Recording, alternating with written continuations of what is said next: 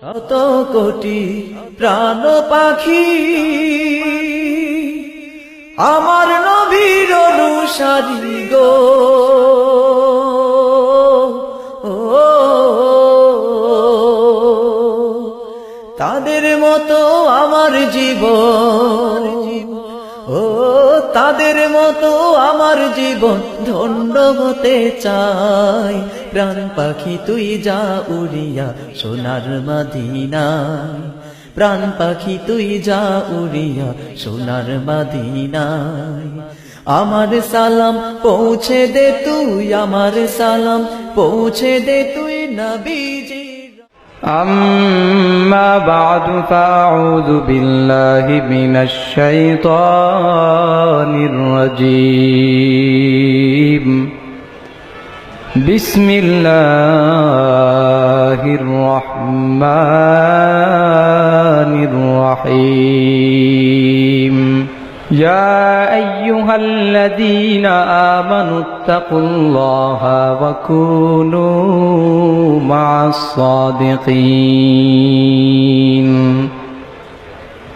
قال رسول الله صلى الله عليه وسلم: من تشابه بقوم فهو منه، أو كما قال النبي عليه الصلاة والسلام. خدا در انتظار حمد مانست، خدا در انتظار حمد مانست. محمد چشم برای سنانست، محمد حامد حمد خدا بس. خدا مدح آفرین مصطفی بس. محمد از تو میخواهم خدا را، خدایا از تو حب مصطفی را. محبতের সাথে জবান খুলে নামাজের দরুদ ইব্রাহিম পড়ুন। اللهم صل على محمد وعلى آل محمد كما صليت على إبراهيم وعلى آل إبراهيم. اللهم بارك على محمد وعلى آل محمد كما باركت على إبراهيم وعلى آل إبراهيم إنك حميد مجيد. الحمد لله. ঐতিহ্যবাহী জামিয়াতুস সুফাহ ও মাদ্রাসাতুর রহমা গাজীপুর চান্দনা চৌরাস্তায় উদ্যোগে আয়োজিত আজকের এই ঐতিহাসিক ইসলামী মহাসম্মেলনে উপস্থিত মোহতারাম প্রধান অতিথি নায়েবে আমিরুল মুজাহিদিন আল্লামা মুফতি সৈয়দ ফয়জুল করিম কাশিমি দামাত বারাকাতুহুল আলিয়া পীরে কামেল চরমনাই,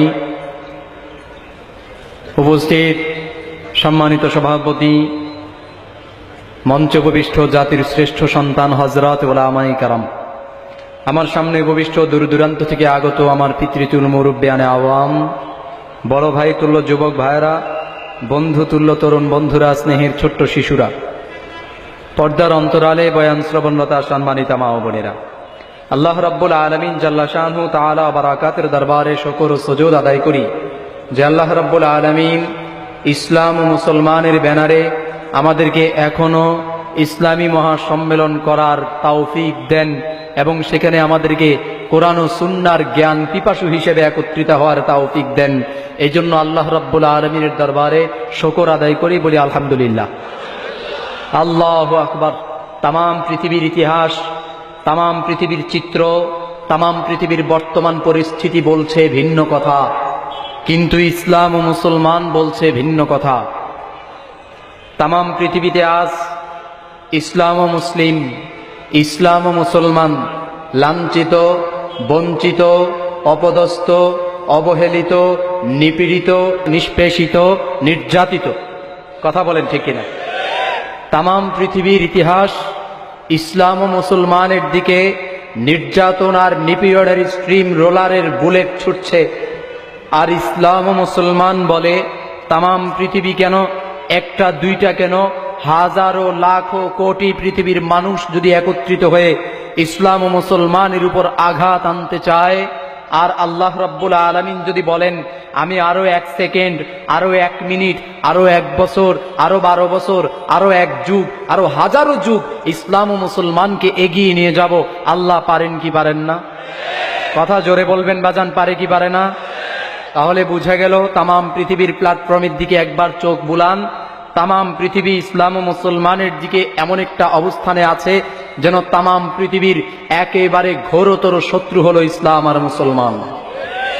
আসলেই কি ইসলাম আর মুসলমান শত্রু? কোরআনের অনুসারী কোনো মানুষ শত্রু হতে পারে? শয়তান হতে পারে? ভিন্ন চরিত্র অবলম্বী হতে পারে? পারে না। কারণ আল্লাহ রাব্বুল আলামিন পৃথিবীতে যত ধর্ম আর যত কিতাব পাঠিয়েছেন, যত ধর্ম পাঠিয়েছেন, সমস্ত ধর্ম গ্রন্থ, সমস্ত কিতাব, সমস্ত রাসূল, সমস্ত উম্মত এক এক করে পর্যায়ক্রমে তাদের ধারাবাহিকতা বজায় রেখে দুনিয়া থেকে বিদায় নিয়ে চলে গেছে। আল্লাহ রাব্বুল আলামিন তখনই কোনো একজন নবী দুনিয়াতে পাঠানোর ইচ্ছা করেছেন যখন দুনিয়ার অবস্থা খুব নাজুক পরিস্থিতি ছিল, মানুষের অবস্থান খুব খারাপ ছিল, মানুষের চারিত্রিক বৈশিষ্ট্যতা বলতে কিছু ছিল না। তখন মানুষগুলা দুনিয়াটাকে কেমন যেন একটা জাহান্নামের অগ্নিকুণ্ড বানায় ফেলাইছে।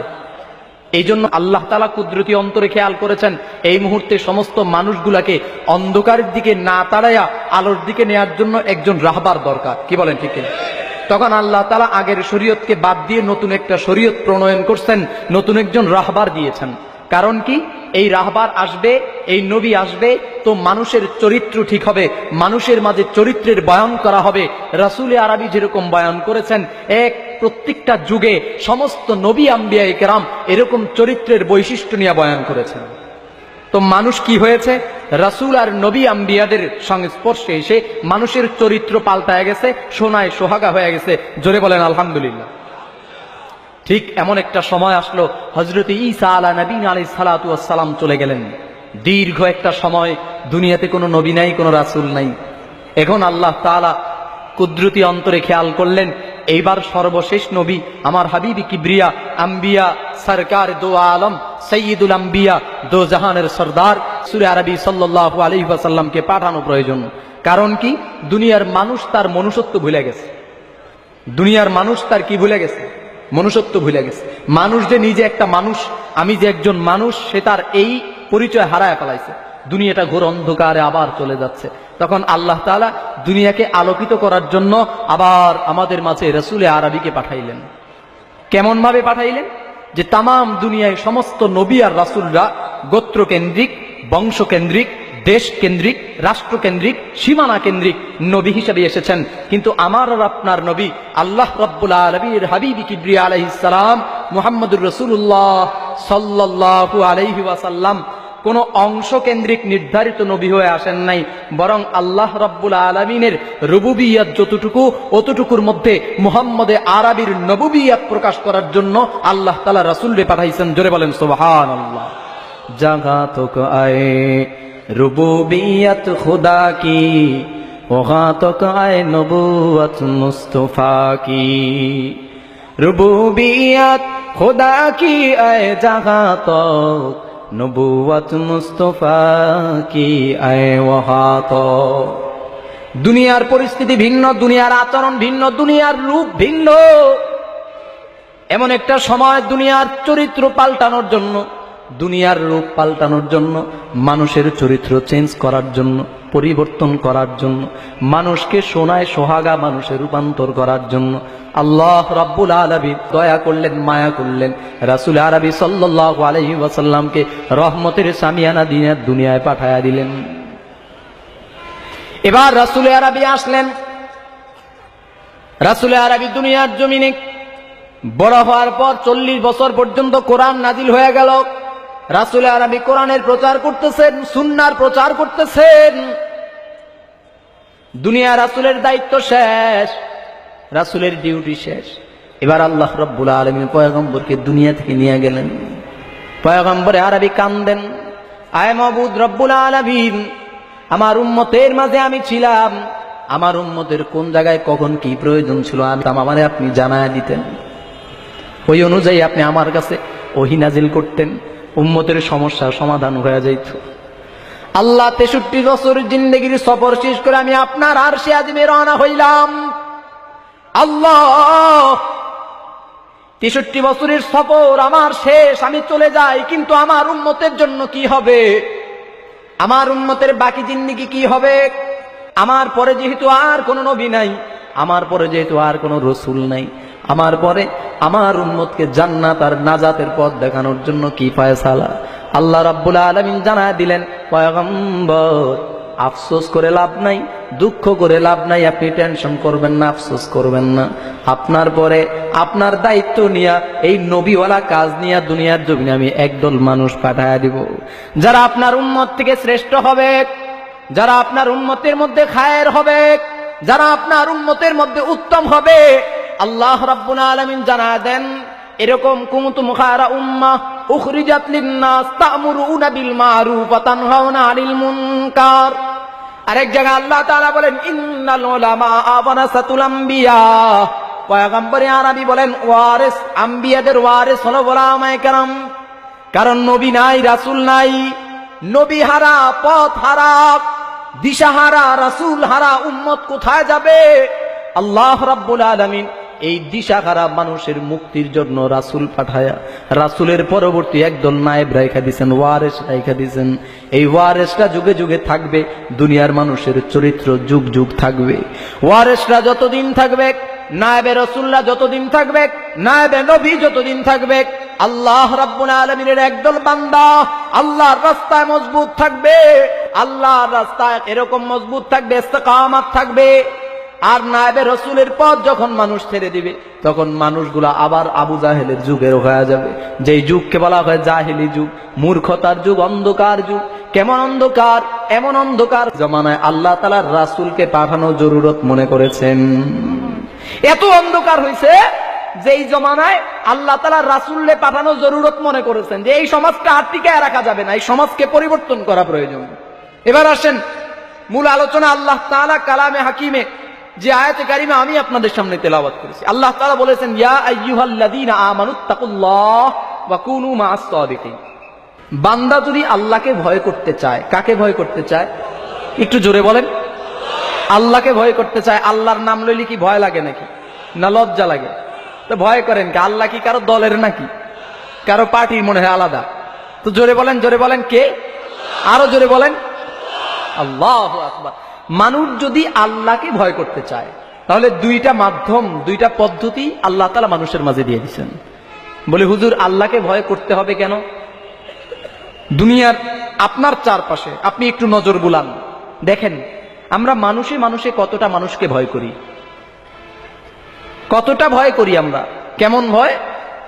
রাত্রিবেলা 3টা বাজে যদি নেতায় আমারে বলে অমুক জায়গায় মিশন আছে, যাইতে হবে, নেতাজি যাইতে পারুম না, যদি এই কথাটা বলি, সাথে সাথে নেতাজি আমারে দল থেকে বহিষ্কার করে দিবে।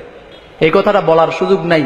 শীতকাল বলেন, মাঘ মাস বলেন, পৌষ মাস বলেন, আর বর্ষাকাল বলেন, এরকম প্রচন্ড কালবৈশাখী বলেন, নেতার কথা মানতেই হবে। কারণ কি? নেতার ভিতরে, মানে আমার ভিতরে নেতার একটা ভয় আছে। যদি না মানি তো নেতা আমারে দল থেকে বহিষ্কার করে দিবে। শুধু বহিষ্কারই নয়, বরং আমার জান আর মালের হুমকি হতে পারে। কথা কোন ঠিক কিনা? তো দুনিয়াতে আমাদের এমন ভয়, বাপ ছেলেকে ভয় করে, বাবা মাকে সন্তানরা ভয় করে। এরকম এক এক জায়গায় এক এক পরিস্থিতি, ভয়ের এক এক পরিস্থিতি। যেমন আমরা দুনিয়ার আল্লাহ তাআলা যে সমস্ত দুনিয়াতে গজব নাজিল করেন, এই গজব গুলারে ভয় করি। যেমন টানা কিছুদিন, টানা কয়েকদিন যদি বৃষ্টি হয়, তখন আমরা কি বৃষ্টিতে অতিষ্ঠ হয়ে যাই। তখন আমরা এক একজন বলি যে আল্লাহর গজবকে ভয় কর, বন্যা মনে হয় শুরু হয়ে গেল। কি কন, হয় না? তারপরে ভূমিকম্প শুরু হয়ে গেলে কোন জায়গায় গদি, কোন জায়গায় চেয়ার, কোন জায়গায় ক্ষমতা, কোন জায়গায় মন্ত্রী, কোন জায়গায় এমপি, কোন জায়গায় স্বর্ণের দামি গামি চেইন, মোবাইল, কোন জায়গায় বিবি, কোন জায়গায় ছেলে মেয়ে, খবর আছে। কথা কন। ও যুবক ভাই, আপনাদের পায়ে একটা প্রশ্ন রাখি। বেশি কিছুদিন তো হয় নাই, এই তো ডিসেম্বর মাসের, জানুয়ারি মাসের 4 তারিখ, 3 তারিখ ফজরের সময় একটু আগে 5টা 1 থেকে 3 মিনিটের ভিতরে যেই ভূমিকম্প হয়েছে, কি আপনাদের গাজীপুরে হয় নাই? হয়েছে। সমস্ত বাংলাদেশের মাথাওয়ালা বুদ্ধিজীবী এবং যারা এরকম বিজ্ঞানী, যারা আবহাওয়াবিদ, সকলে একমত যে বাংলাদেশে ইতিপূর্বে এরকম ভূমিকম্প আর কখনো হয় নাই। কেমন হয়েছে ভূমিকম্পটা? আমি ঢাকা পুরানো পল্টন ইসলামী আন্দোলন বাংলাদেশের অফিসে ছিলাম, 3 তলায়। ওই অফিসটা মানে 25 তলা না, যেন 19 তলা। পুরা বিল্ডিংটাকে মনে হচ্ছে কে যেন এইভাবে ধরে ঝাঁকাচ্ছে। সকলে এক বাক্যে ইন্নালিল্লাহ বলে লাভ দিয়েছি। জানালা দিয়ে তাকায় দেখি কেউ কয় ওরে মা রে, কেউ কয় বাবা রে, মা গো গেলাম রে, এই শব্দ করে ডাক দিছে। সব মানুষ রাস্তায় বের হয়ে চলে আসছে। চিন্তা করেন, আমার ঘরের মধ্যে কত মোহাব্বতের জিনিস আছে। কেমন মোহাব্বতের জিনিস? বিয়া করলা, বিয়া করার পরে 2 লক্ষ 2.5 লক্ষ টাকা দিয়ে বিবির একটা নেকলেস বানায় দিলা, কি আছে না অনেকে?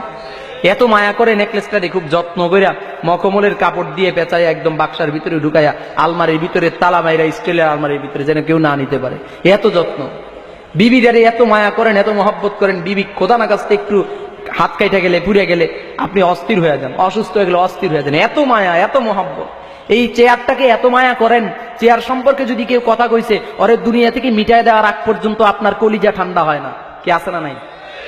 এত মায়ার চেয়ার, এত মায়ার গদি, এত মায়ার বিবি, এত মায়ার স্বর্ণ, এত মায়ার অলংকার, এত মায়ার সম্পদ, কই একটা মানুষকেও, আমি নিজেও তো, আমার হাতের মোবাইলটা এত দামি যে মোবাইলটাতে আমার প্রোগ্রামের ডায়েরি, তারপরে নাম্বার, সারা দেশে ছড়ানো ছিল, একটা গুরুত্বপূর্ণ মোবাইল। এই মোবাইলটা কোথায় আর আমি কোথায় খবর ছিল না। আপনার এত মায়ার, এত দামি, যারা বাইরে বের হয়ে আসছে একজনকেও তার হাতে কিছু নিয়ে আসতে দেখি নেই।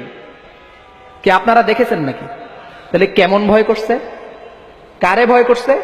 ভূমিকম্পকে ভয় করা হয়েছে। ভূমিকম্পকে ভয় করেছি, তারপরেও কপাল পোড়া বলে না এটা আল্লাহ দিয়েছেন, বলে যে প্রাকৃতিক ভাবে তৈরি।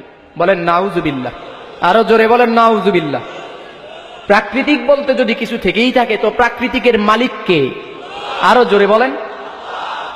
প্রাকৃতিকের মালিক আল্লাহ। প্রাকৃতিক বলতে তোমরা যা বুঝাতে চাও সেটা হলো মুসলমান আর ইসলামের ভিতরে তোমরা বুড়ি আঙ্গুল প্রদর্শন করতে চাও। তোমার এই বৃদ্ধাঙ্গুলিকে আমরা উল্টা বৃদ্ধাঙ্গুলি দেখাই। আমরা বিশ্বাস করি সমস্ত ক্ষমতার মালিক আল্লাহ, সমস্ত কিছুর মালিক আল্লাহ, প্রাকৃতিকেরও মালিক আল্লাহ। সুতরাং প্রাকৃতিক আর ভূমিকম্পকে ভয় করে লাভ নাই, প্রাকৃতিক আর ভূমিকম্পের মালিককে ভয় করা দরকার। কেমন ভয় করা দরকার? যেরকম ভূমিকম্পকে ভয় পাইলাম, এত ভয় করা দরকার, এতটা ভয় করা দরকার। কুতুবুল আলম সৈয়দ ফজলুল করিম পীর সাহেব চরমনাই রহমতুল্লাহ আলাই প্রায় সময় একটা উদাহরণ দিয়ে একটা ঘটনা বলতেন ছোট্ট, যে একজন বাদশাহ রাজা একজন পীরের মুরিদ হয়েছে। তো পীরের মুরিদ হওয়ার পরে মুরিদ বললেন, আপনি প্রতিদিন 100 বার মৌতকে স্মরণ করবেন, এটা আপনার ভিতরে ভয় ঢুকবে, আল্লাহর ভয় ঢুকবে, মৌতের ভয় ঢুকবে।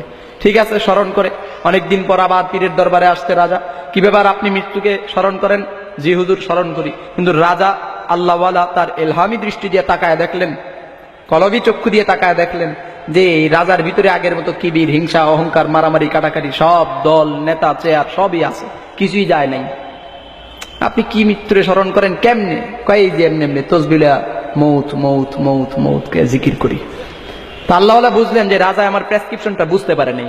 ঠিক আছে, আপনি বাড়ি চলে যান, অমুক দিন আমি আপনার বাড়িতে মেহমান হব। ঠিক আছে, আসেন। মেহমান হলেন পিসাব। যথাসময়ে রাজা তো খুব অস্থির, কিভাবে কি করবে। পিসাব হুজুর আসছে। তো হুজুর সোজা গদির সামনে গিয়ে বলেন, আপনার এই চেয়ারটায় বসলে কি হয়? কয় রাজা হয়। কয় যদি কেউ চেয়ারে বসে মানুষ কি তার কথা মানে? কয় অবশ্যই, যে এই চেয়ারে বসবে তার কথা সকলে মানবে, মানতে বাধ্য। কয় রাজা মশাই আপনি তো আমার মুরিদ, আমি কি আপনার চেয়ারটায় বসতে পারি? হুজুর আপনি যে বসবেন এটা তো যেমন তেমন মানুষের জন্য বসা যায় না, যারা একমাত্র ক্ষমতার অধিকারী হয় তাদেরকেই বসানো হয়। ঠিক আছে, আপনার ভিতরে যেহেতু লোভ লালসা নাই, আপনি বসেন। হুজুর বসতে সাথে সাথে পাইক পেয়াদাদেরকে বলতেছে, এই তোমরা রাজাকে ধরো এবং বেঁধে ফেলো, জল্লাদকে ডাক দাও, এখনই রাজাকে হত্যা করা হবে। কথা অনুযায়ী কাজ, যেহেতু ক্ষমতায় পিসা হুজুর বসছে, হুজুর এখন শাসক। আল্লাহু আকবার! বাংলাদেশের জমিনে এমন একজন আল্লাহওয়ালা কবে যেন দেখবো। আহা আহ! বাংলাদেশের বাইতুল মোকাররমে কবে এমন একজন ইমাম দেখবো যার পিছনে গর্বের সাথে নামাজ পড়তে পারি। আফসোস লাগে জাতি মুসলমান একটা আওয়াজ দিতে পারে না যে একজন হক্কানি জাতীয় ইমাম চাই। মুসলমানের জবান থেকে আওয়াজ আসে না। আফসোস লাগে, দুঃখ লাগে। 92% মুসলমানের দেশ। আল্লাহ কবুল করুক বলে না আমি। রাজাকে বেঁধে ফেলা হলো। রাজার নাক মুখ আরো শরীর থেকে কোনো বের হওয়ার রাস্তা যদি থাকে সব রাস্তা দিয়ে পানি ছুটছে। বুঝেন কি ব্যাপার? রাজা মশাই আপনি তো ঘাইমে গেলেন কেন?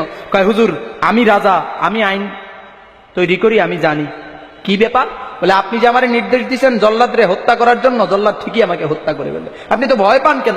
কয় হুজুর মৌতের ভয় ঢুকছে। কয় এই মাত্র একবার ভয় আপনার ভিতরে ঢুকছে। বলেন সুবহান। তো আল্লাহওয়ালাদের, আল্লাহ তাআলা আল্লাহকে ভয় করার দুইটা মাধ্যম দান করছেন। একটা হলো আল্লাহওয়ালাদের সোহবত, আরেকটা হলো রমজানের রোজা। তো আমি আল্লাহওয়ালাদের সোহবত নিয়ে কিছু কথা বলে ইনশাআল্লাহ আলোচনা শেষ করব। আল্লাহওয়ালাদের সোহবত ধরার জন্য আল্লাহ তাআলা কেন নির্দেশ করলেন, ফরজ করেছেন, ফরজ।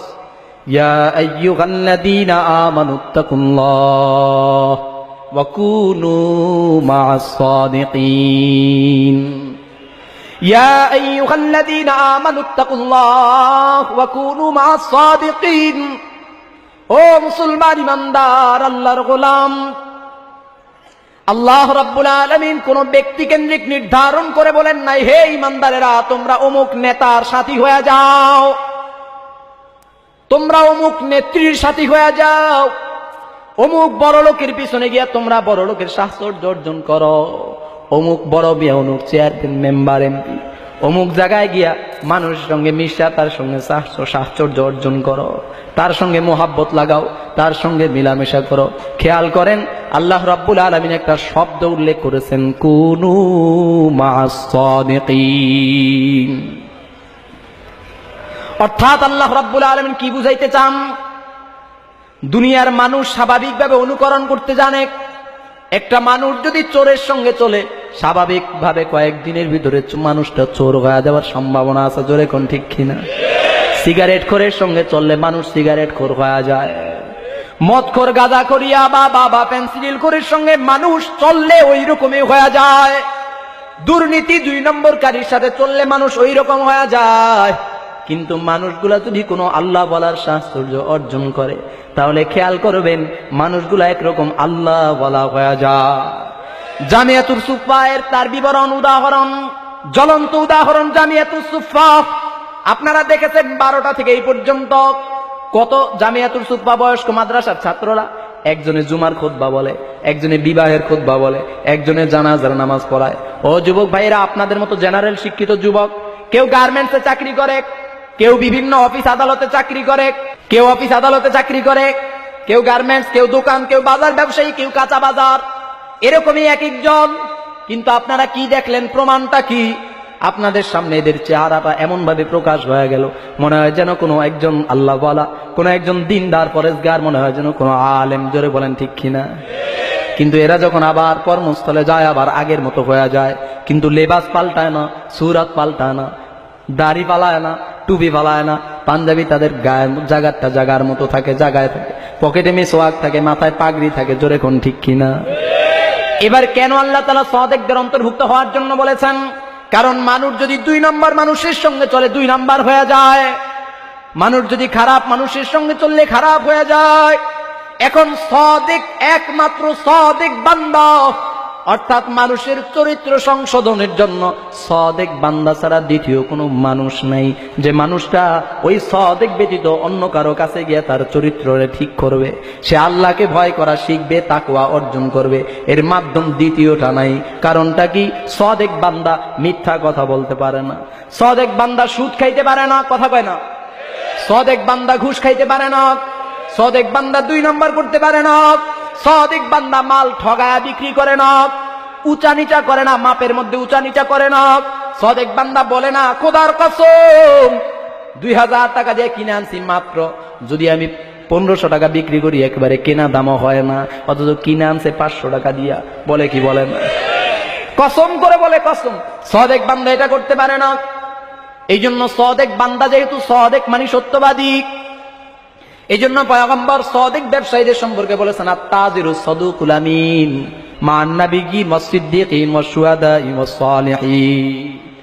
সাদিক ব্যবসায়ীদের এত এত দাম যে স্বয়ং রাসূল, নবী, আম্বিয়া, আল্লাহ ওয়ালা সাদিক বান্দাদের সাথে, সালেহিন বান্দাদের সাথে তাদের হাসর হবে, জোরে বলেন সুবহানাল্লাহ।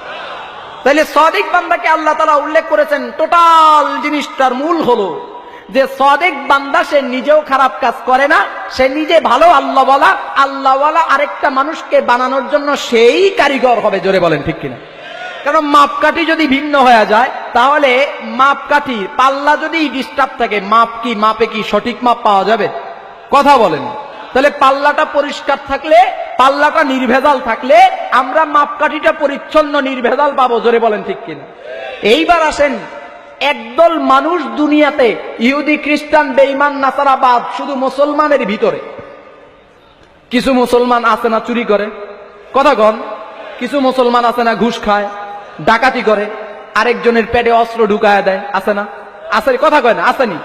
এইসব মুসলমানরা দেখছে সাদিক বান্দাদের অন্তর্ভুক্ত যদি মানুষ হয়ে যায়, দেশ থেকে চুরি উঠা যাবে, দেশ থেকে দুর্নীতি উঠা যাবে, দেশ থেকে ডাকাতি উঠা যাবে, খুন হত্যা দুঃশাসন বিভিন্ন ছিনতাইকারী রাহাজানি জেনা ব্যভিচার উঠা যাবে। এই জন্য তারা একটা কৌশল করে তামাম বিশ্বের ইহুদি খ্রিস্টানের দিকে নজর দিছে। তামাম পৃথিবীর ইহুদি খ্রিস্টানরা মুসলমানকে মূলোৎপাটন করার জন্য কোন জিনিসটাকে হাতিয়ার হিসেবে ব্যবহার করতেছে, তারা ওদিকে নজর দিছে।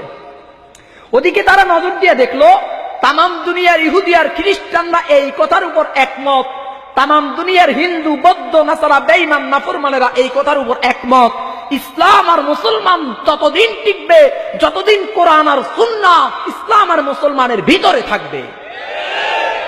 তামাম দুনিয়ার বেঈমান ইহুদি খ্রিস্টান কাফেররা দেখছে, গবেষণা করে দেখছে, যতদিন পর্যন্ত মুসলমানের ভিতরে কোরআন আর সুন্নাহ মাননেওয়ালা, পালন করনেওয়ালা, বুঝনেওয়ালা, জাননেওয়ালা, মাননেওয়ালা এরকম সাদিক বান্দা থাকবে, ততদিন পর্যন্ত ইসলাম আর মুসলমানকে জমিন থেকে উৎখাত করা যাবে না।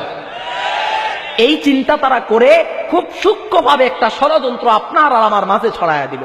কি বলে? এদেরকে এই কি বলে, ওই যে কাঁটা দিয়ে কাঁটা তুলতে হয়, এক কথা আছে না?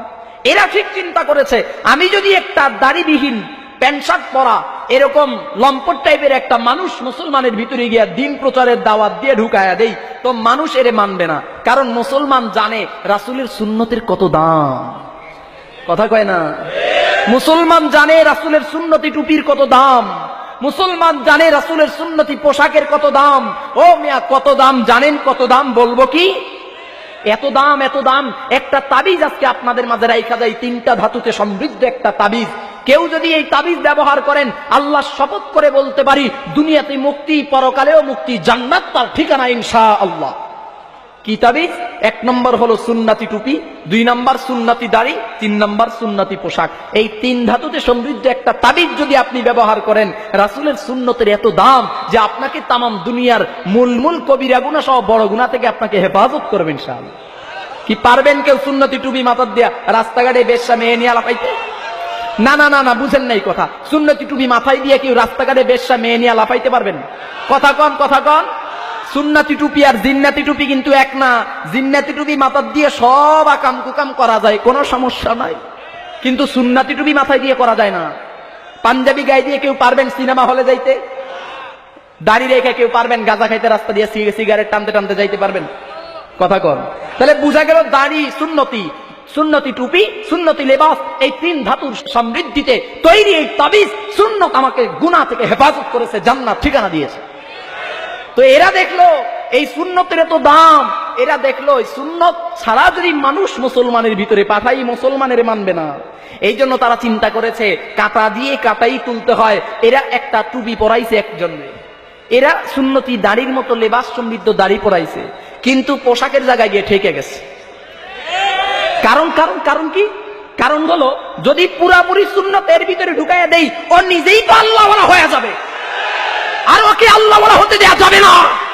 কারণ মুসলমানের 12টা বাজানোর জন্য যদি মুসলমানের ভিতরে আল্লাহ ওয়ালা পাঠাই, খোদার কসম আল্লাহ ওয়ালাদের শাস্ত্রে আছে মানুষ আল্লাহ ওয়ালা হয়। এর প্রমাণ কুতুবুল আলম সৈয়দ ফজলুল করিম পীরে কামেল চরমনাই, এর জ্বলন্ত প্রমাণ মুফতি আমিনী রহমাতুল্লাহি আলাইহি, এর জ্বলন্ত প্রমাণ বর্তমান পীর সাহেব চরমনাই, পীর সাহেব উজানি, শাইখুল হাদিস আল্লামা আজিজুল হক রহমাতুল্লাহি আলাইহি সহ শামসুল হক ফরিদপুরি, পীরজি রহমাতুল্লাহি আলাইহি সহ বাংলার জমিনের অসংখ্য অগণিত উলামায়ে কেরাম।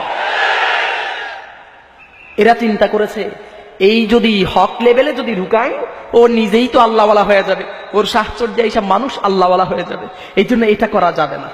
একটা মাধ্যম ঢুকায় দিছে, সুন্নতি দাড়ি আর টুপি মাথায় থাকবে, মগর সুন্নতি পোশাক থাকবে না।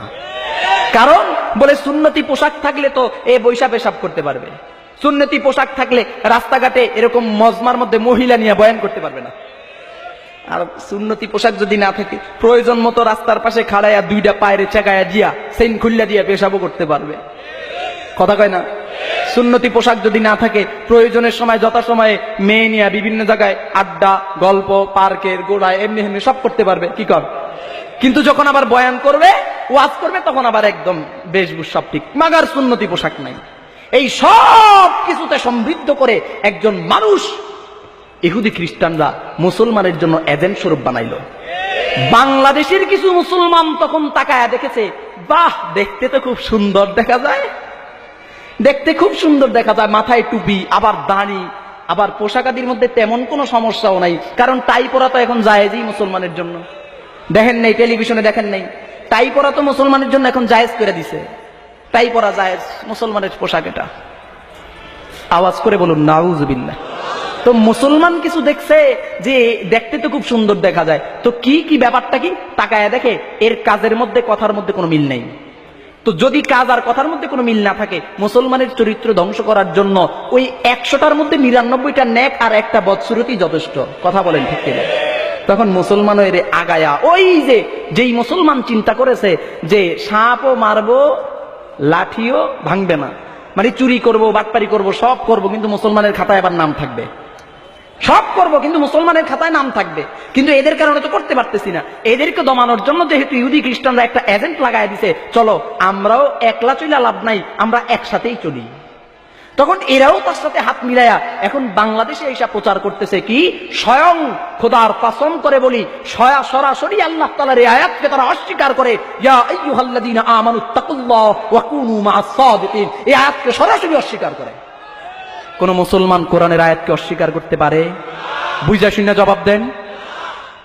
মনে করেন খালি নামটা আব্দুল্লাহ, নামটা রহিমা খাতুন, কুলসুমা বেগম, ফাতেমা খাতুন, এই নাম দিয়ে মুসলমান, নামের মুসলমান। আহা, তুমি নামে মুসলমান নাকি কামে মুসলমান, নামে মুসলমান নাকি কামে মুসলমান, বলেন নামে মুসলমান নাকি কামে মুসলমান, নামে একটু জোরে বলেন না, আমি তো ফাইটটা যাই, কাইটটা পালাই, সেলাই করে দেয়, এগুলা গাই না, এর লেগে মজা লাগে না। না নামে কামে মিল না হলে, নামে কামে মিল না হলে রইব কি আর মান, তুমি নামে মুসলমান নাকি কামে মুসলমান, নামে মুসলমান নাকি কামে মুসলমান, নামে নাম আব্দুল্লাহ, নাম আব্দুর রহিম, নাম কুলসুমা বেগম, রহিমা খাতুন, কিন্তু নামের মধ্যে নাম লাগায়া আল্লাহ শব্দ ব্যবহার করিয়া, ও মুসলমান ইমানদার, একদল মানুষ বড় বড় সাইনবোর্ড আর ব্যানার লাগায়, শ্রী শ্রী দুর্গা পূজা বয়ে আনুক, প্রতিটি মানুষের অন্তরে সুখ শান্তি সমৃদ্ধতা আছে না নাই? নিচে দিয়া নাম লাগাইছে আলহাজ। কি ব্যাপার হাজী সাহেব, নামের সঙ্গে আলহাজ লাগাইছো? আবার তুমি এরকম হিন্দুদের দুর্গা পূজারে কেমনে শুভেচ্ছা জানাও? বড় কপাল, বড় খারাপ, বড় কি বলে আফসোস হয়, দুঃখ হয় রে মুসলমান। আজকে মুসলমানের সন্তানের কারণে হিন্দুরা দুর্গা পূজায় জায়গা পায় না পূজা করার জন্য। দুঃখ, বড় দুঃখ, কি বলে দুঃখ প্রকাশ করবো রে মুসলমান, ভাষা পাই না।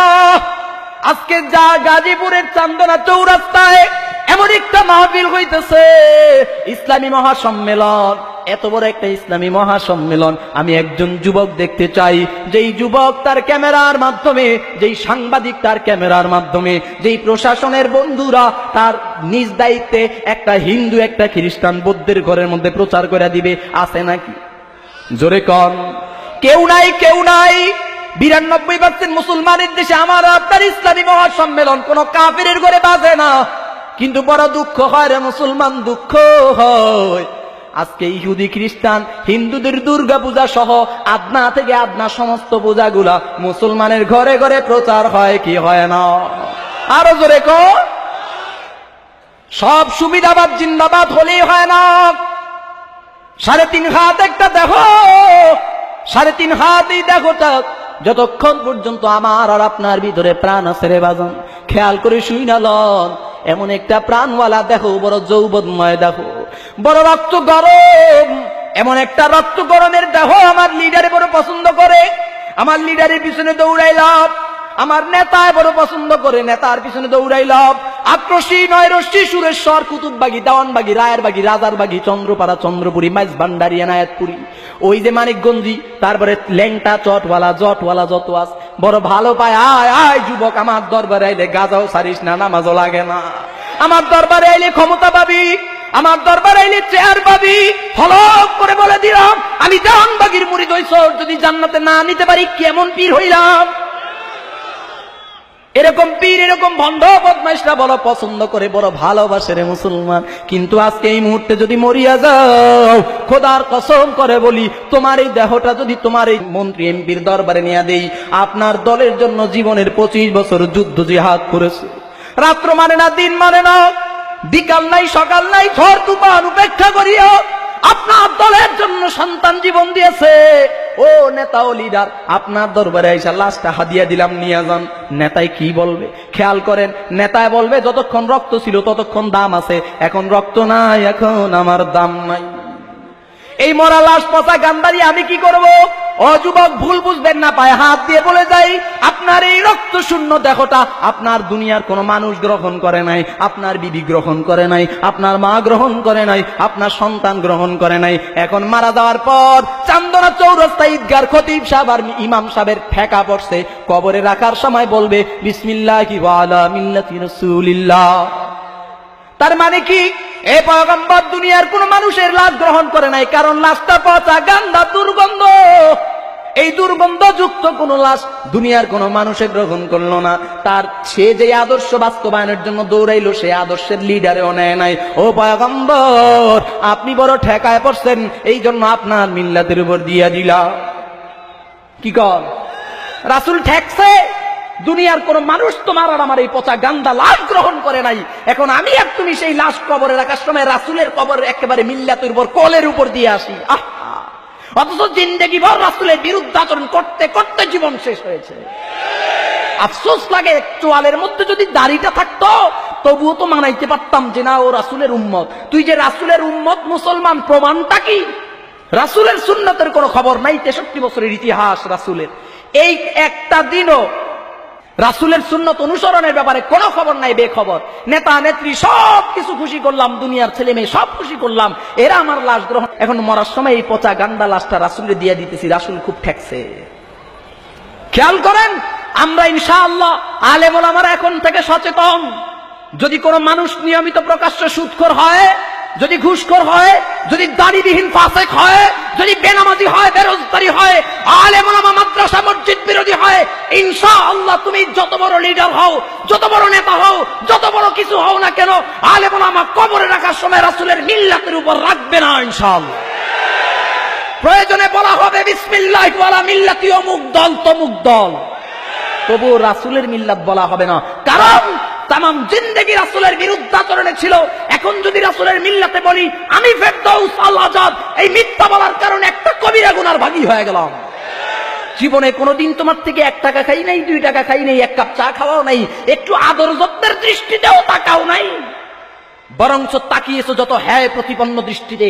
আলেম ওলামা মানেই এই সেই, ওলামা মাশায়েখ মানেই এই সেই।